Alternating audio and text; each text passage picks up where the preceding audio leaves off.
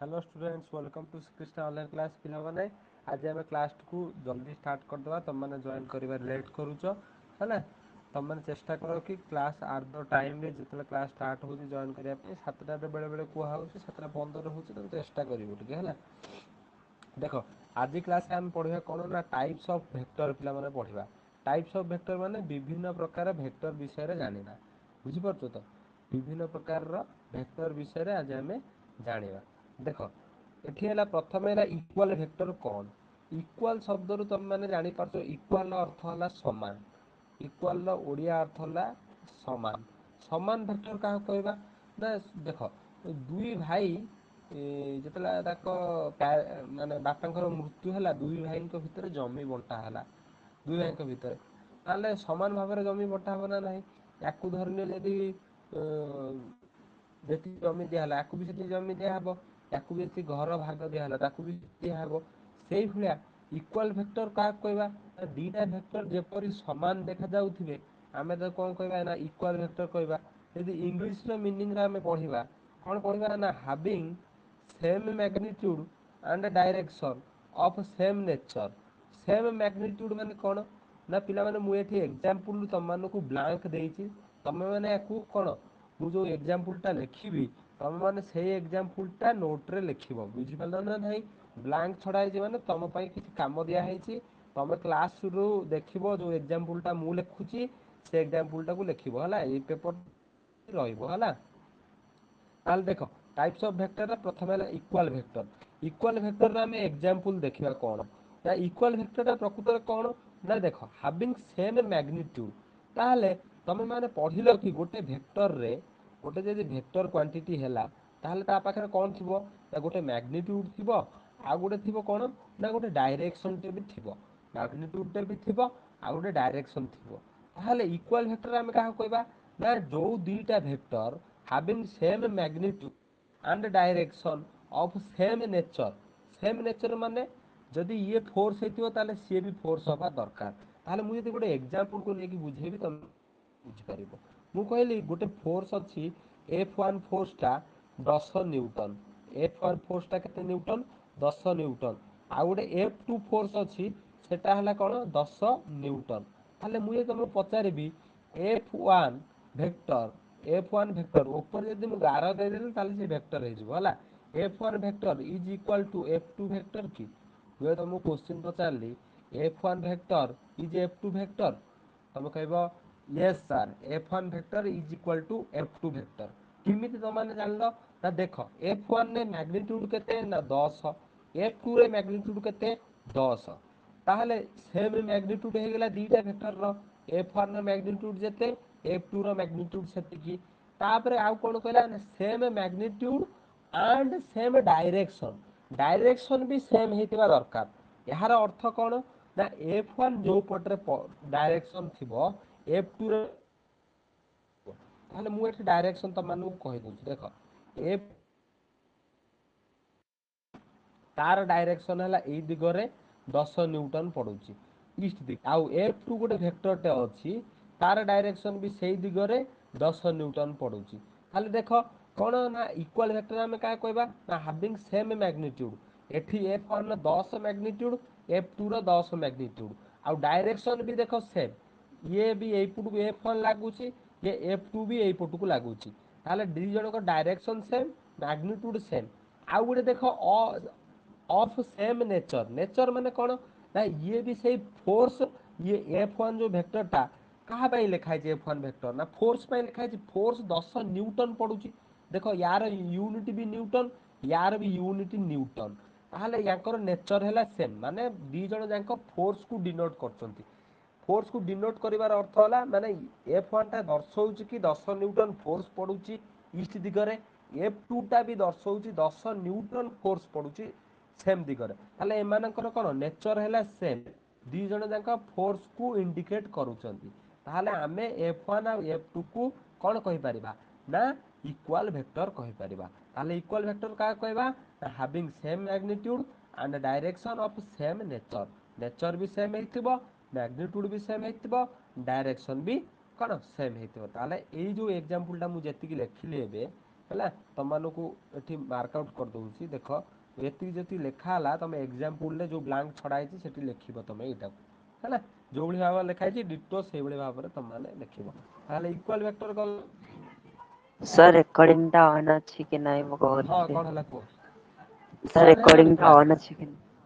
Sir एबे हाँ just हाँ हेले रेकर्डिंग जॉइन। ऑन अच्छे है आज्ञा रेकर्डिंग सर ऑन आज्ञा अच्छे हाँ आज्ञा सर। देख ताहले parallel vector कौन ना having same direction but magnitude may or may not equal यार अर्थ कौन parallel vector आमे क्या कहबा ना having same direction same थिबो किंतु magnitude same हेई पारे न हेई भी पारे बुझी परछो ना नाही ताहले मु जदी यार गोटे एग्जांपल लेबी से एग्जांपल टिक नबा देख मु कहली ए गोटे वेक्टर टे अछि गोटे वेक्टरटे अच्छी ए रो डायरेक्शन है यही पटरे यार मैग्नीट्यूड है मैग्नीट्यूड किमी जानिबो ना यार लेंथ रु लंबा केते बड़ हला ताले ए रो ये है गोटे वेक्टर तार डायरेक्शन है सियाड़ को अच्छी मु कहली आउ गोटे वेक्टर तार कौन अच्छी ना एपुट को डायरेक्शन अच्छी सौम्य तुम कह ये जो बी वेक्टरटा अच्छी ताले मु कहि vector parallel vector a and b vector are parallel vector ମୁଁ କହିପାରିବି କି सर नहीं नहीं सर हबनी पैरेलल।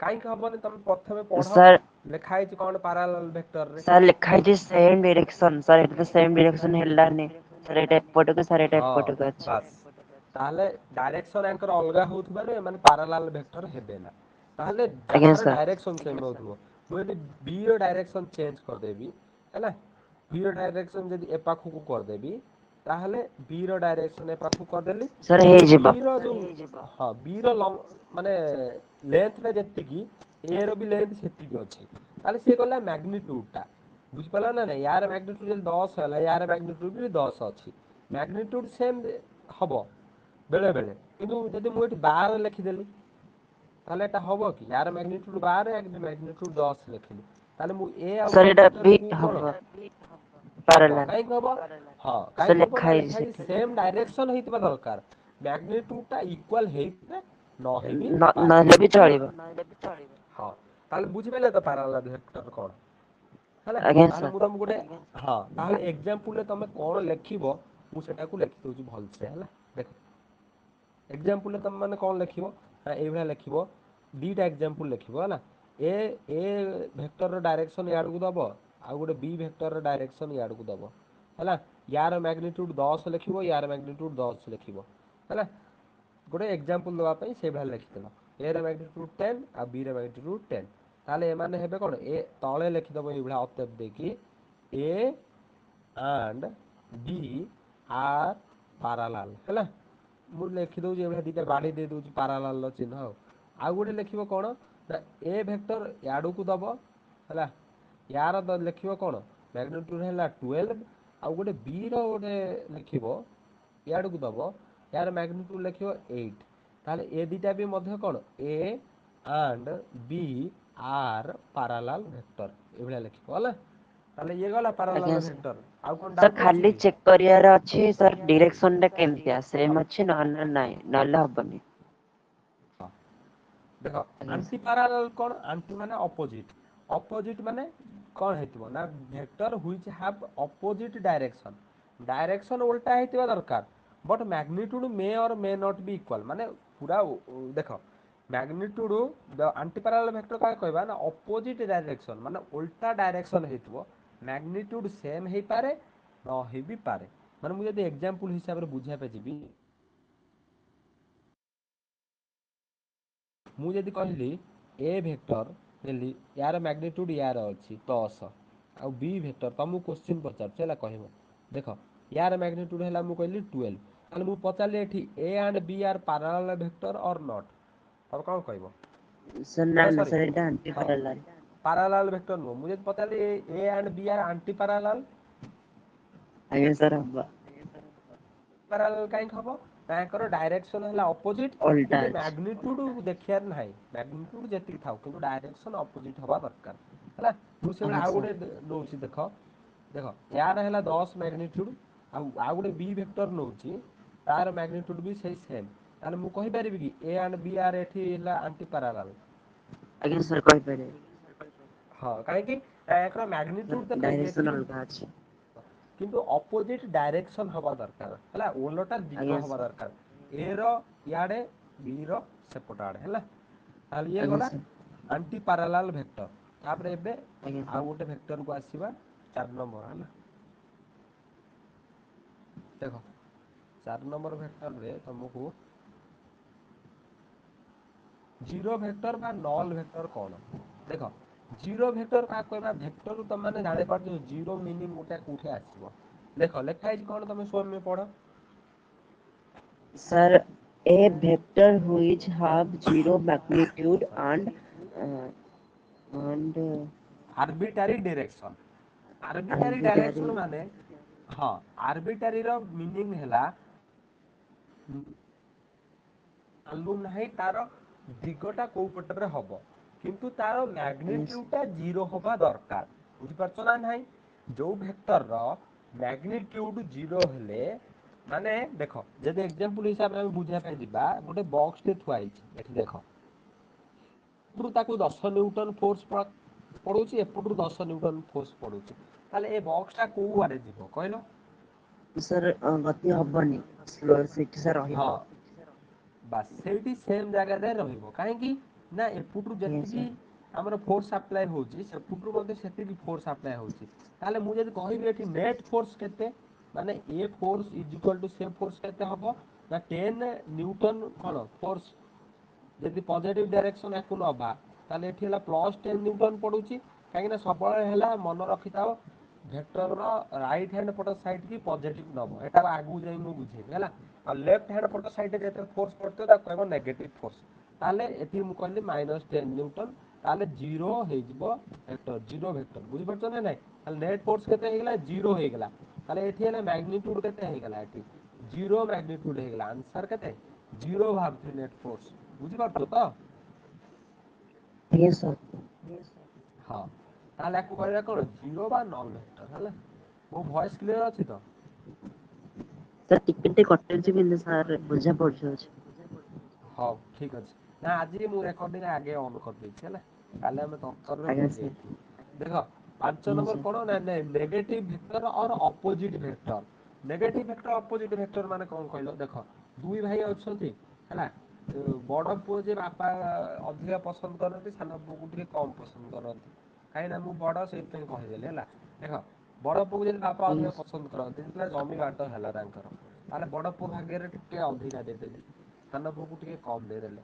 ଘର ବାଣ୍ଟା ହେଲା ଯେତେବେଳେ ବଡ ପୁଅକୁ ଟିକେ ଅଧିକା ଦେଇଦେଲେ, ସାନ ପୁଅକୁ ଟିକେ କମ ଦେଇଦେଲେ। ତାହେଲେ ବାପା ଏଠି କଣ କରୁଛନ୍ତି ଅପୋଜିଟ କାମ କରୁଛନ୍ତି, ମାନେ ବଡ ପୁଅକୁ ଅଧିକା ପ୍ରିଫରେନ୍ସ ଦଉଛନ୍ତି, ସାନ ପୁଅକୁ କମ ପ୍ରିଫରେନ୍ସ ଦଉଛନ୍ତି। ତାହେଲେ ଆମେ ଏଇଭଳି ଟାଇପ ର ଭେକ୍ଟରକୁ ଯଦି କହିବା ଅପୋଜିଟ ଭେକ୍ଟର ବା ନେଗେଟିଭ ଭେକ୍ଟର ମାନେ କଣ ନା ତାଙ୍କର ମ୍ୟାଗ୍ନିଟ୍ୟୁଡ ସେମ ହେଇଥିବ ହେଲା। ଦେଖ ଲେଖା ହେଇଛି କଣ ନା ପଢ two vector having same magnitude but opposite direction of same nature, ମାନେ କଣ ୟାର ଦେଖ F1 ଗୋଟେ ଭେକ୍ଟର ଅଛି, ଆମେ ଫୋର୍ସ କୁ ବୁଝୁଛେ ନା, କାଲି ଠାରୁ ଆମେ ଫୋର୍ସ ହିଁ ପଢୁଛେ ସବୁ। ଦେଖ ଆଜ୍ଞା ସାର୍ F1 ର ଫୋର୍ସ ପଡୁଛି 10 ନ୍ୟୁଟନ ହେଲା, ଆଉ F2 ଫୋର୍ସ ପଡୁଛି ବି ସେଇ 10 ନ୍ୟୁଟନ। ଦେଖ ଟୁ ଭେକ୍ଟର ହାଭିଂ ସେମ ମ୍ୟାଗ୍ନିଟ୍ୟୁଡ, ତାହେଲେ ଇଏ ଭେକ୍ଟର ମ୍ୟାଗ୍ନିଟ୍ୟୁଡ 10, ଇଏ ଭେକ୍ଟର ମ୍ୟାଗ୍ନିଟ୍ୟୁଡ ମଧ୍ୟ 10। ତାହେଲେ ଦିଟା ଭେକ୍ଟର ମ୍ୟାଗ୍ନିଟ୍ୟୁଡ ସେମ ହେଇଗଲା।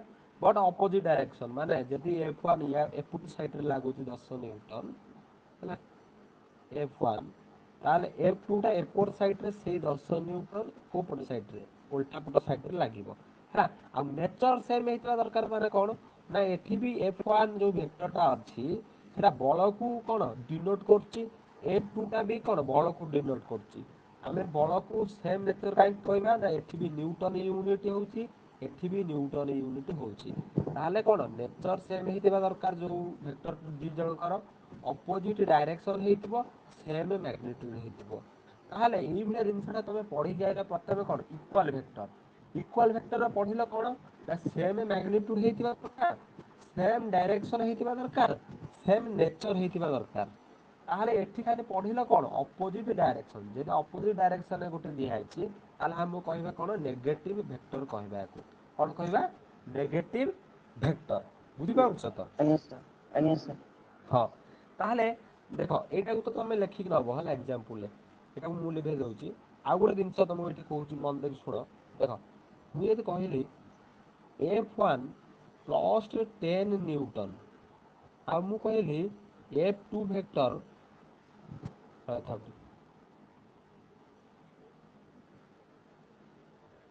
ଭଏସ୍ କ୍ଲିୟର ଅଛି ତ? ଆଜ୍ଞା ସାର୍। ହଁ ଟିକେ ୱେଟ୍ କର। ଦେଖ ମୁଁ କହିଲି F2 ବି ମାଇନସ୍ 10 ନ୍ୟୁଟନ, ତାହେଲେ ତମେ କେମିତି ୟାକୁ ଚିତ୍ର ହିସାବରେ ମାନେ ଚିହ୍ନେଇବ କହିଲ? F1 କୁ କେମିତି ସାର୍ ଚିହ୍ନେଇବ? ପଜେଟିଭ, ମନେ ରଖ ପଜିଟିଭ ମାନେ ଭେକ୍ଟରରେ ସାର୍ ପଜେଟିଭ ର ଡାହାଣ। ମାନେ ଡାଇରେକ୍ସନ, ମାନେ ରାଇଟ୍ ହ୍ୟାଣ୍ଡ ପଟ ସାଇଡରେ F1 କୁ ଆଜ୍ଞା ସାର୍। ଡିନୋଟ କରିବ, ମାନେ F1 ଭେକ୍ଟରକୁ ଯେ ତମ ନ୍ୟୁଟନ ଲେଖା ହେଇଛି।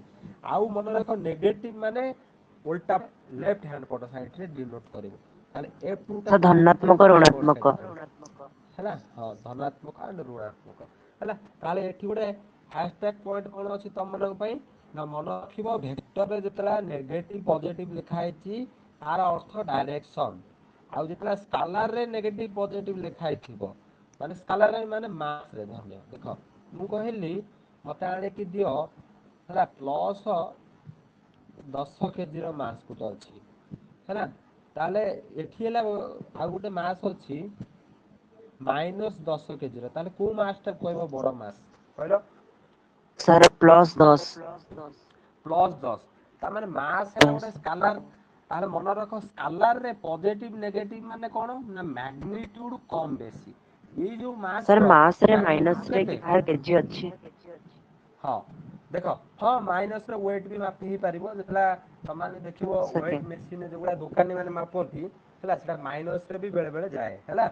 ଦେଖ ମାଇନସରେ ମାନେ ଓଲଟା ମାପି ଦେଲେ ମାଇନସରେ ପ୍ରାୟ ଯାଏ ହେଲା ମେସିନରେ। ତାକୁ ପ୍ଲସ୍ କରିବା ପାଇଁ ଦେଖ ଗୋଟେ ଆଗେ ପ୍ରଥମେ ସେଠି ତମକୁ କଣ ଦେଇଥିବ ନା ସାର୍ ମାଇନସ ତ ୱେଟ ବହୁତ ମେସିନରେ କମ୍।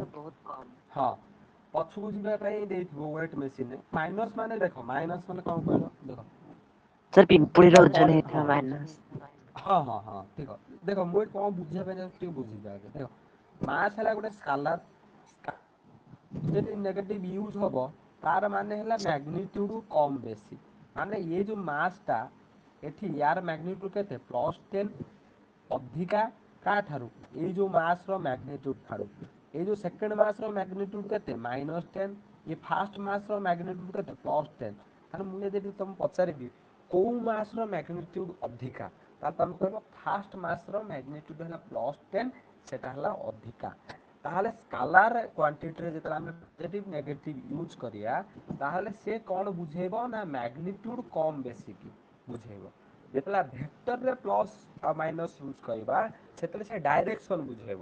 ପ୍ଲସ୍ ମାନେ ରାଇଟ ହ୍ୟାଣ୍ଡ ପଟ ସାଇଡରେ, ନେଗେଟିଭ ମାନେ ଲେଫ୍ଟ ହ୍ୟାଣ୍ଡ ପଟ ସାଇଡରେ ହେଲା। ବୁଝିଗଲ ତ? ଆଜ୍ଞା ସାର୍। ହଁ ତାପରେ ହେଲା କୋଲିନିୟର ଭେକ୍ଟର। କୋଲିନିୟର ମାନେ କଣ ନା vector which R same line, ମାନେ ଗୋଟେ ଲାଇନରେ ଭେକ୍ଟର ଥିବେ। ମାନେ ଦେଖ ଇଏ ଭେକ୍ଟର ଯଦି ଏଇପଟରେ ଅଛି, ଏ ଭେକ୍ଟର ବି ସେଇପଟରେ ଥିବ, ସେ ଭେକ୍ଟର ବି ସେଇପଟରେ ଥିବ, ସେ ଭେକ୍ଟର ବି ସେଇପଟରେ ଥିବ। ମାନେ ଏ ଦେଖ ଏ ଭେକ୍ଟର ଏପଟରେ ଅଛି, ଏ ଭେକ୍ଟର ଏପଟରେ ଅଛି, ଏ ଭେକ୍ଟର ଏପଟରେ ଅଛି, ୟା ଡାଇରେକ୍ସନ ଏଟା। ଏଟା ବି ଆମେ କହିବା କଣ କୋଲିନିୟର ଭେକ୍ଟର, କାହିଁକି ନା ୟାଙ୍କର ଲାଇନ ହେଲା କୋଲିନିୟର। ସେମ ଲାଇନରେ ଅଛନ୍ତି। ଡାଇରେକ୍ସନ ଏଠି କିଛି ଆଜ୍ଞା ଫରକ ସାର୍। ପକାଏ ନାହିଁ, ଖାଲି ଲାଇନରେ ସେମ ଲାଇନରେ ଥିବା ଦରକାର। ତମ ମନରେ ଆଉ ଗୋଟେ କୋଶ୍ଚିନ୍ ବି ଆସୁଥିବ ଏଠି କଣ ନା ସାର୍ ଲାଇନ ଯଦି କହିଲେ ଲାଇନ ତ ଦି ପ୍ରକାର ଲାଇନ ଅଛି, ଏଇ ଲାଇନ ଟାକୁ କୋଉ ଲାଇନ କୁହାଯାଏ କହିଲ? ସାର୍ ଏଇଟା ହଉଛି ଏଇଟା ହେଲା ପିଲାମାନେ ସାର୍ ହରାଇଜଣ୍ଟାଲ ଲାଇନ, ଲେଖିନିଅ ଓହୋ ହରାଇଜନ୍। ହରାଇଜଣ୍ଟାଲ ଲାଇନ ହେଲା। ହରାଇଜଣ୍ଟାଲ ଲାଇନ ଯୋଉଟା ମାଟି ସହିତ ଯୋଉ ଲାଇନ ଟା ପଡିକି ଥିବ ସେଟା ହରାଇଜଣ୍ଟାଲ। ଆଉ ଯୋଉ ଲାଇନ ଟା ୟେସ୍। ପୁରା ମାଟି ସହିତ 90 ସେଇଟା ଡିଗ୍ରୀରେ ଥିବ ଭର୍ଟିକାଲ। ସେଟା ହେଲା ଭର୍ଟିକାଲ ଲାଇନ। ବୁଝିପାରୁଛ ନା ନାଇଁ? ତାହେଲେ ୟେସ୍। ଦିଟା ଲାଇନରେ ଭେକ୍ଟର ପଡିକି ଥିଲେ ଆମେ ତାକୁ କଣ କହିବା କୋଲିନିୟର ଭେକ୍ଟର। ମାନେ ଦେଖ ହରାଇଜଣ୍ଟାଲ ଲାଇନରେ ଧରିନିଅ ଯଦି ଆମେ ଦେଖିବା ପାଇଁ ଯିବା ହରାଇଜଣ୍ଟାଲ ଲାଇନରେ ମୁଁ ଯଦି କହିବି ଦେଖ ହରାଇଜଣ୍ଟାଲ ଲାଇନରେ ଇଏ ଭେକ୍ଟରଟା ଅଛି। ଆଉ ଗୋଟେ କଲର ଟିକେ ଚେଞ୍ଜ କର। ଦେଖ ଇଏ ଭେକ୍ଟରଟା ଅଛି, ଆଉ ଗୋଟେ ଇଏ ଭେକ୍ଟର ଗୋଟେ ଅଛି, ଇଏ ଭେକ୍ଟର ଅଛି। ତାହେଲେ ଇଏ ଭେକ୍ଟର ଆମେ ଯୋଉ ତିନିଟା ଭେକ୍ଟର ରହିଲା ଏ ଆଉ ବି ଆଉ ସି, ତାହେଲେ ଆମେ ୟାକୁ କଣ କହିବା କୋଲିନିୟର ଭେକ୍ଟର କହିବା। କାହିଁକି ନା ଏମାନେ ସମସ୍ତେ ଏ ବି ଆଉ ସି ସମସ୍ତେ ହରାଇଜଣ୍ଟାଲ ଲାଇନରେ ଅଛନ୍ତି। ସେଥିପାଇଁ ଏ ବି ସି କି ଆମେ କହିବା କ'ଣ କୋଲିନିୟର ଭେକ୍ଟର। ଗୋଟିଏ ହଉ ଗୋଟିଏ ତ କେବେ ରହିପାରିବନି, ଦିଟା ହବା ଦରକାର ମିନିମମ୍। କାହିଁକିନା ଆମେ ଏ ଆଉ ବି କି ଦେଖିକି କହୁଛେ, ବୁଝିପାରୁଛ ନା ନାଇଁ? ଖାଲି ଗୋଟେ ଭେକ୍ଟର ଥିବ ଯଦି ଆମେ ତାକୁ କୋଲିନିୟର ଭେକ୍ଟର କହିପାରିବାନି। ମିନିମମ୍ ଆମକୁ ଦୁଇଟା ଭେକ୍ଟର ଦରକାର କୋଲିନିୟର ଭେକ୍ଟର କହିବା ପାଇଁ ହେଲେ, ହେଲା। ଦୁଇରୁ ଅଧିକ ଆଜ୍ଞା ଯେତେ ହେଇପାରିବ। ଯଦି ସେମ୍ ଲାଇନ୍ ଉପରେ ପଢିକି ଥିବେ ତାହେଲେ ଆମେ ତାକୁ କହିବା କୋଲିନିୟର ଭେକ୍ଟର। ଏବେ ମୁଁ ତମକୁ ଗୋଟେ କୋଶ୍ଚିନ୍ ପଚାରୁଛି ଦେଖ, ହେଲା। ମତେ କହିବା ଆନ୍ସର। ଗୋଟେ ଭେକ୍ଟରଟେ ଏଠି ଅଛି, ଗୋଟେ ଭେକ୍ଟରଟେ ଏଠି ଅଛି, ଗୋଟେ ଭେକ୍ଟରଟେ ଏଠି ଅଛି, ତାହେଲେ ଆମେ ଆକୁ କହିପାରିବା କି କୋଲିନିୟର ଭେକ୍ଟର? ନା ନା। ତାହେଲେ ଆକୁ ଆମେ କ'ଣ କହିପାରିବା? ସାର୍ ତଳଟାରେ କହିପାରିବା ଯୋଉ ଆମେ ପଢା ହେଇନି କି ଆମେ ଜାଣିନୁ, ଆଗକୁ ପଢିଲେ ଜାଣିବୁ, ହେଲା। ସାର୍ ସେ ତଳେ ଯୋଉଟା ଅଛି ସାର୍।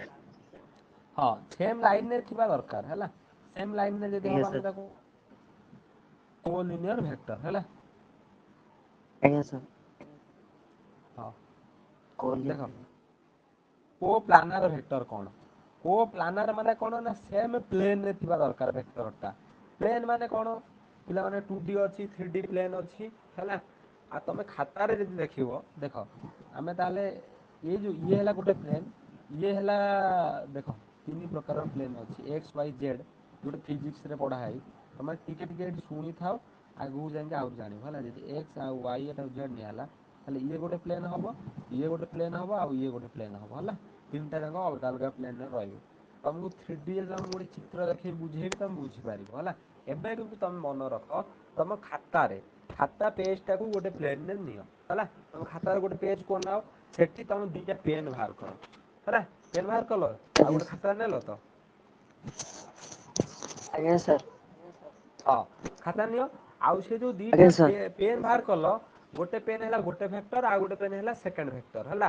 ସେ ଆଜ୍ଞା ସେ ସାର୍ ଯୋଉ ଦିଟା ପେନ୍ କୁ ତମ ଖାତା ଉପରେ ଥୁଅ, ଗୋଟେ କୁ ଯୋଉ ପଟରେ ଯେମିତି ଥୋଉଛ ତମେ ଥୁଅ, କିନ୍ତୁ ସେ ଖାତାର ଗୋଟେ ପେଜ୍ ଭିତରେ ଧରିବା ଦରକାର ଦିଟା ପେନ୍।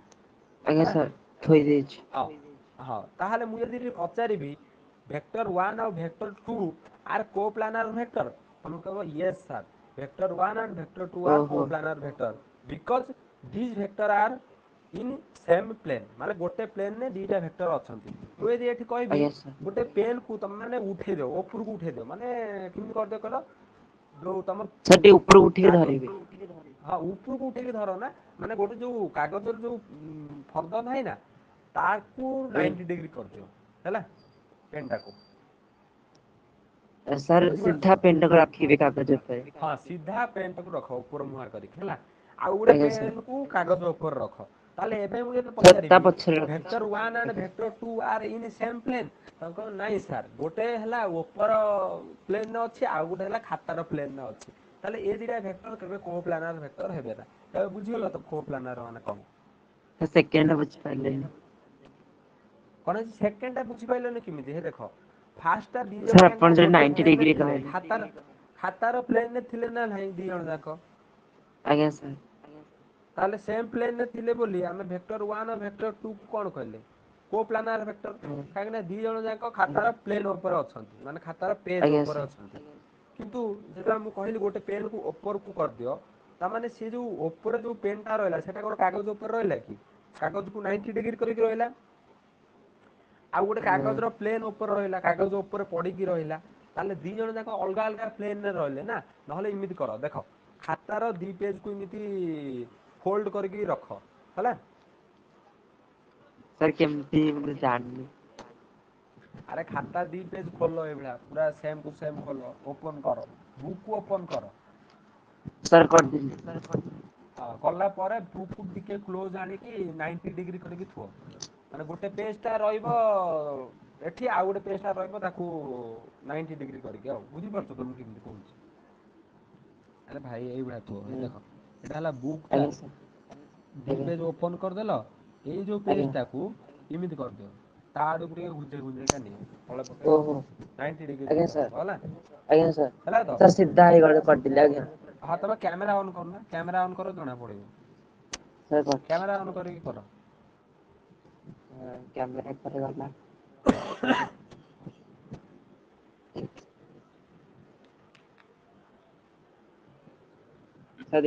ସାର୍ ଟିକେ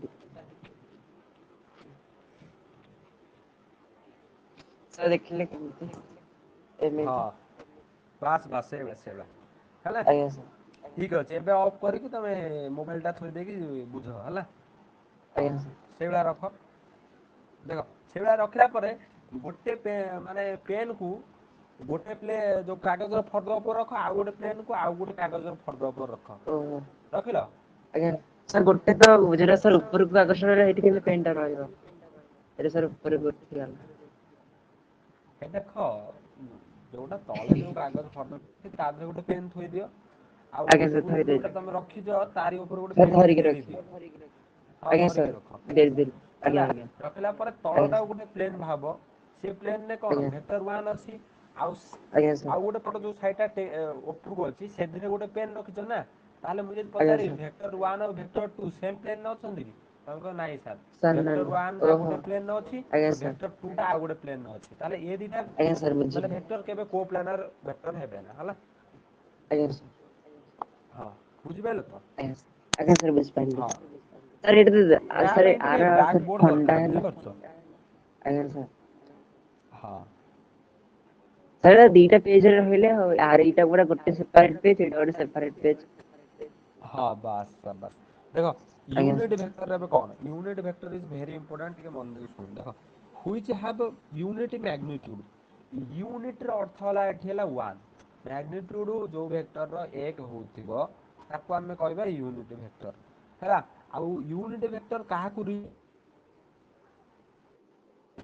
ଭେକ୍ଟର ଟା କୁଆଡେ ଯାଉଛି ତାକୁ ଆମେ ଯଦି ଚିହ୍ନେଇବା ୟୁନିଟ ଭେକ୍ଟର ମାଧ୍ୟମରେ ଚିହ୍ନେଇବା ହେଲା। ଏତିକି ଖାଲି ଶୁଣିଥାଅ ଆଜ୍ଞା ସାର୍ ୟୁନିଟ ଭେକ୍ଟର କଥା ଆଗକୁ ପଢାଯିବ ହେଲା ଏଇ ଯୋଉ ଫର୍ମୁଲା ଟା ଆଜ୍ଞା ଲେଖା ହେଇଛି କେମିତି ଆସିଲା ତାକୁ ବି କୁହାଯିବ ହେଲା। ତମେ ଖାଲି ଏବେ ଟିକେ ଆଜ୍ଞା ନଜର କର କଣ ନା ୟୁନିଟ ଭେକ୍ଟର କାହାକୁ କହିବା ନା ହୁଇଚ ହାଭ୍ ୟୁନିଟ ମ୍ୟାଗ୍ନିଟ୍ୟୁଡ ଯୋଉ ଭେକ୍ଟର ମ୍ୟାଗ୍ନିଟ୍ୟୁଡ ଏକ ଥିବ ତାକୁ ଆମେ କହିବା ୟୁନିଟ ଭେକ୍ଟର ହେଲା ତାହେଲେ ଗୋଟେ କୋଶ୍ଚିନ୍ ଟେ ଲେଖା ହେଇଛି ଦେଖ ହୁଁ ପଢେଇଲ କୋଶ୍ଚିନ୍ ଟା ଯୋଉ ହାଶଟ୍ୟାଗ ଦିଆ ହେଇକି ଲେଖା ହେଇଛି question sir magnitude of unit vector ତାହେଲେ ୟୁନିଟ ଭେକ୍ଟର ମ୍ୟାଗ୍ନିଟ୍ୟୁଡ କେତେ? ସାର୍ କେତେ ଲେଖିବ ହଁ ୱାନ୍ ଲେଖିବ ଅଭିଜିତ ହେଲା। ଓ ୱାନ୍ ହଁ ଯୋଉ ଭେକ୍ଟର ମ୍ୟାଗ୍ନିଟ୍ୟୁଡ ଏକ ଥିବ ତାକୁ ଆମେ କହିବା ୟୁନିଟ ଭେକ୍ଟର ପରୀକ୍ଷାରେ ଏଇଭଳିଆ ଆସିବ ହେଲା ତାପରେ ତମେ ଯୋଉ ଦେଖିଲ ହଁ ଦେଖ ତମେ ଏଇଠି ସାର୍ ଯୋଉ 70 ଦେଖିଲ ଏଇ ଯୋଉ କେଜି ହବ ଫର୍ମୁଲା ଟା ନା ନା ହବନି ହଁ କଣ ହେଇଛି? ସାର୍ ଆଜ୍ଞା କିଛି ନାହିଁ। ଏଇ ଯୋଉ ସାର୍ ମାସ୍ ଫର୍ମୁଲା ତ ଟା ଲେଖା ଭେକ୍ଟର ହେଇଛି ନୁହଁ ଆଜ୍ଞା। ମାସ୍ ଭେକ୍ଟର ନୁହେଁ ମାସ୍ ସ୍କାଲାର କ୍ୱାଣ୍ଟିଟି ହେଲା। ଆଜ୍ଞା ସାର୍ ଆଜ୍ଞା।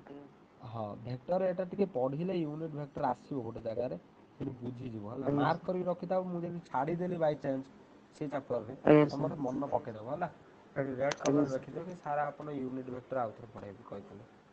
ଆଜ୍ଞା ସାର୍। ହଁ ଦେଖ ତାପରେ ହେଲା ଅର୍ଥୋଗୋନାଲ ଭେକ୍ଟର ଅର୍ଥୋଗୋନାଲ ଭେକ୍ଟର କଣ?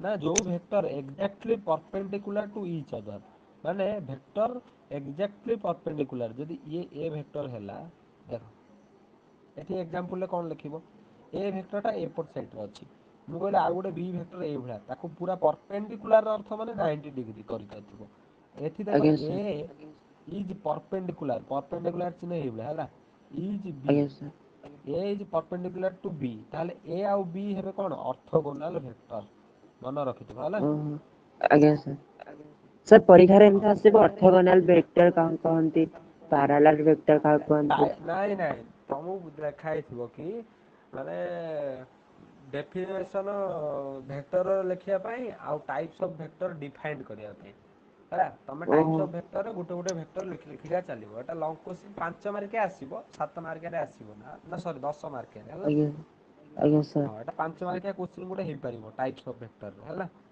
ସାର୍ ଟୋଟାଲ କେତେଟା ସାର୍ ଭେକ୍ଟର ଅଛି 10ଟା ଦେଖିଲ ପା 10ଟା ଟାଇପ୍ସ ଅଫ ଭେକ୍ଟର ଓହୋ ଆଜ୍ଞା ସାର୍ 10ଟା ବହୁତ ହେଲାଣି ତମ ସିଲାବସରେ ମାତ୍ର 2-3ଟା କହିଛି ପଢେଇବା ପାଇଁ ହେଲା ଆମେ 10ଟା ଓହୋ ପଢିଦେଲେଣି ହଁ ସାର୍ ତାହେଲେ ଏରା ଏକ୍ସାମରେ ଆସିବନି ସାର୍ 2-3ଟା ହିଁ ଆସିବ କୋଉଟା ହଁ ତମେ କିନ୍ତୁ ସାର୍ ଏବେ ଯୋଉ ପାଇଁ ସବୁ ପଢିଥାଅ ବୁଝିପାରୁଛ ଏକ୍ଜାମ ଟାଇମରେ ମୁଁ ତମକୁ ଆଜ୍ଞା ସିଲେକ୍ସନ ସାର୍ ଦେବି ସେ ପାଇଁ ବ୍ୟସ୍ତ ହୁଅନା ହେଲା ତମେ କିନ୍ତୁ ଆଜ୍ଞା ପଢିଲା ସାର୍ ବେଳେ ସବୁ ପାଠଟା ପଢିଥିଲେ ତମେ ମାନେ ଏ ମ୍ୟାଥରେ ବି ଆସିବ ନା ତମକୁ 3D ଯୋମେଟ୍ରି ଯେତେବେଳେ ମ୍ୟାଥରେ ପଢିବ 3 ଡାଇମେନ୍ସନାଲ ମ୍ୟାଥମେଟିକ୍ସ ପଢିବ ସେତେବେଳେ ଅର୍ଥୋଗୋନାଲ କନକରେଣ୍ଟ ୟୁନିଟି ବୁଝିପାରୁଛ ଏସବୁ ଆସିବ ଆଜ୍ଞା ସାର୍ ଜାଣିଥିବା ଦରକାର କିଛି ଭଲ ଲାଗିବ ସେତେବେଳେ ହେଲା। ଆଜ୍ଞା ସାର୍।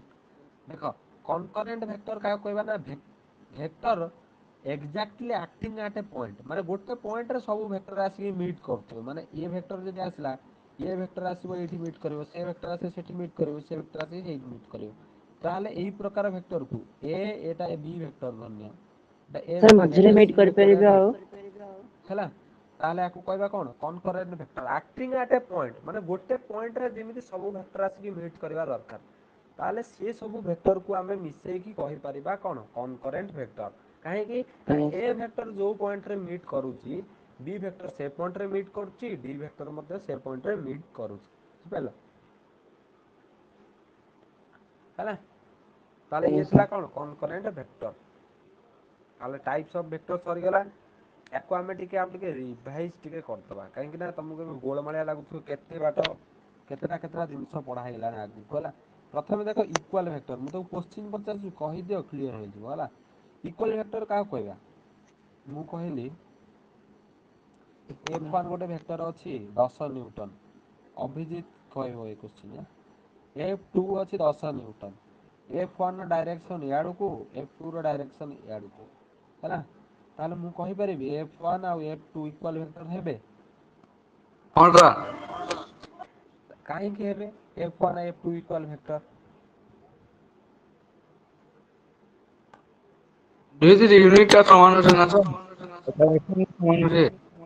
ହଁ ୟୁନିଟ ସମାନ ଅଛି ମାନେ ସେମ ନେଚର ର ହେଲା ଆଉ ସାର୍ ଡାଇରେକ୍ସନ ସେମ ମ୍ୟାଗ୍ନିଟ୍ୟୁଡ୍ ଅଛି ବି ସମାନ ଆଉ ମ୍ୟାଗ୍ନିଟ୍ୟୁଡ ସେମ ଅଛି। ତାହେଲେ F1 F2 କୁ ଆମେ ଇକ୍ୱାଲ ଭେକ୍ଟର କହିପାରିବା।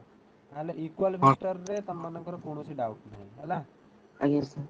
ଏବେ ଆଉ ଗୋଟେ କୋଶ୍ଚିନ୍ ପଚାରିବା ନେଗେଟିଭ ଭେକ୍ଟର ନେଗେଟିଭ ଭେକ୍ଟରକୁ ଆଉ କଣ କୁହାଯାଏ ଅପୋଜିଟ ଭେକ୍ଟର। ଅପୋଜିଟ୍ ହେଲା ଅପୋଜିଟ ଭେକ୍ଟର କାହା କହିବା ମୁଁ ଧରିନିଅ କହିଲି F1 10 ନ୍ୟୁଟନ ଅଛି F2 ପ୍ଲସ 10 ନ୍ୟୁଟନ ହେଲା ମାଇନସ 10 ନ୍ୟୁଟନ ଅଛି। ତାହେଲେ F1 ର ଡାଇରେକ୍ସନ ଇଆଡକୁ ହବ F2 ର ଡାଇରେକ୍ସନ ଇଆଡକୁ ହବ।